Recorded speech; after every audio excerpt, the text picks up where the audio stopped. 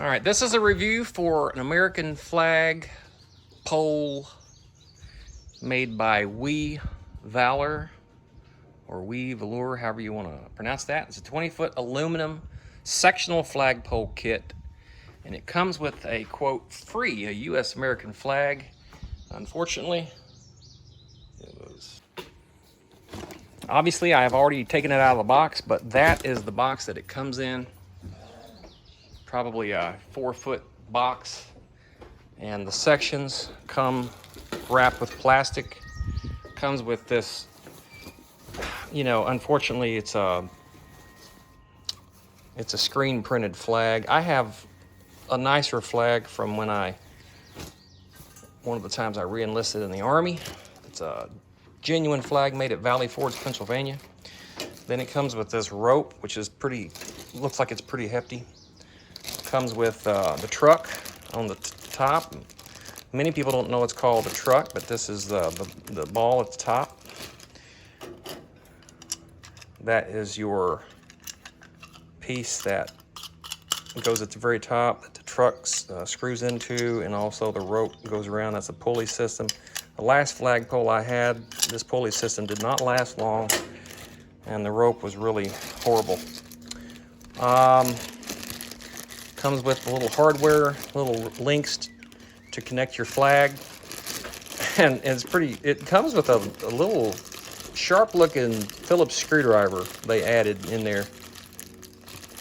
So, all right. And it comes with instructions, and just by glancing at these, I can already tell you that I don't recommend following that aspect of the instructions, because that does not recommend putting the base in concrete. That is gonna set you up for failure if you decide to go that route. So I would pay more attention to what I'm gonna show you in this video over those instructions, because you can clearly see it shows putting that sleeve in the dirt. There are many ways to erect a flagpole, and this time I've chosen to go this method.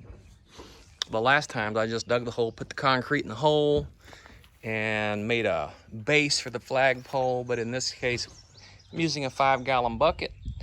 I've put the sleeve in there, and I've got rocks in the very bottom to hold the sleeve in place.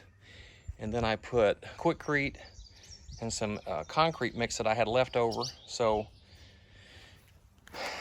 I think that's gonna hold pretty good. And what we're gonna do is we're gonna dig a hole that is bigger than that 5-gallon bucket. We're gonna drop it in there, and that sleeve will be at the top of the ground. So you really won't be seeing that sleeve. So that entire base will be buried, giving it lots of support. It's a 20-foot flagpole, and we'll see when we get the hole started. There's G, along with the help of her sidekick Ellie, breaking ground on this flagpole build.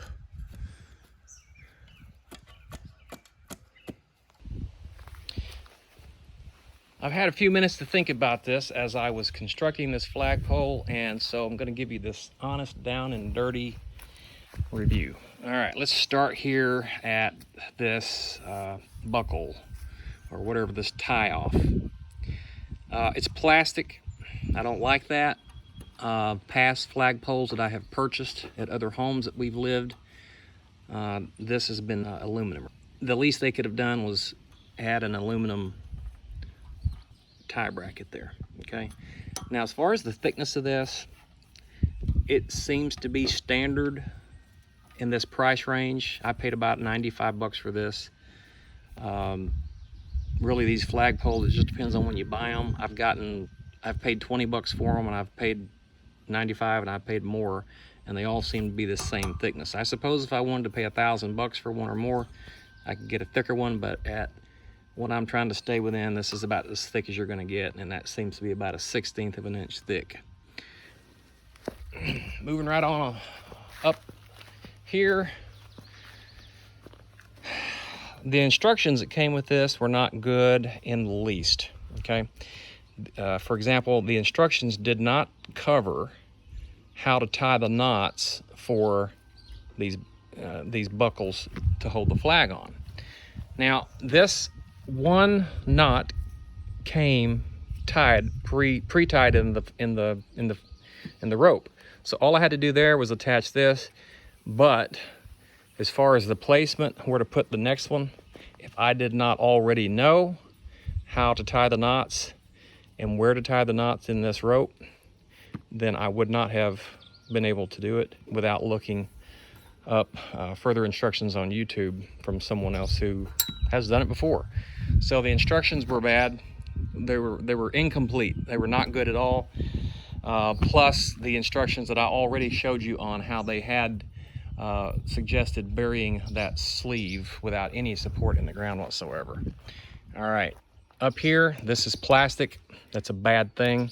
The ones I've had in the past have been aluminum, so that's bad.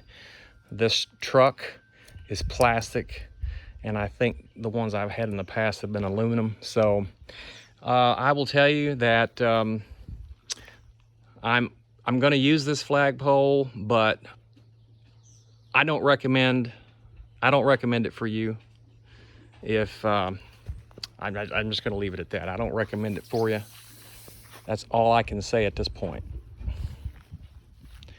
But nonetheless, I will show you a finished product when we get it buried.